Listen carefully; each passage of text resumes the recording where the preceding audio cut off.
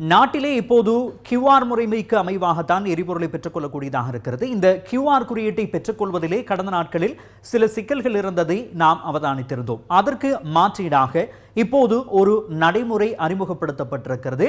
Overwrite registration என்று சொல்லக்கூடிய வகையிலே அந்த ஆப்ஷன் வழங்கப்பட்டிருக்கிறது.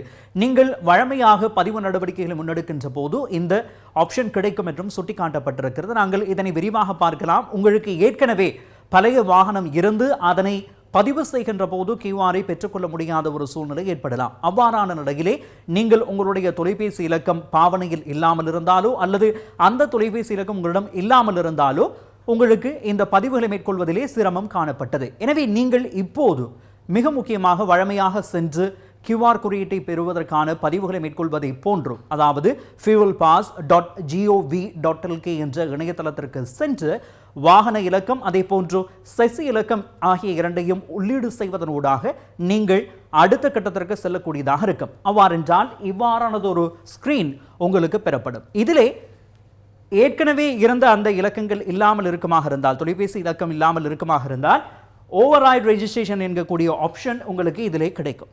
எனவே இது கிடைத்ததற்கு பிற்பாடு நீங்கள் அதனை கிளிக் செய்வதனூடாக உள்ளே சென்று நீங்கள் உங்களுடைய தரவுகளை மாற்றம் செய்யலாம். இதில் மிக முக்கியமான ஒரு விடயம் நீங்கள் அவதானிக்க வேண்டும். உங்களுடைய வாகனம் அல்லாது வேறு ஒருவருடைய வாகனத்திற்குள் சென்று தரவுகளை மாற்றுவதற்கு உங்களுக்கு வாய்ப்பு இல்லை. அவ்வாறு நீங்கள் செய்தால் அது தண்டனைக்குரிய குற்றம் எனவும் சுட்டிக்காட்டப்பட்டுள்ளது.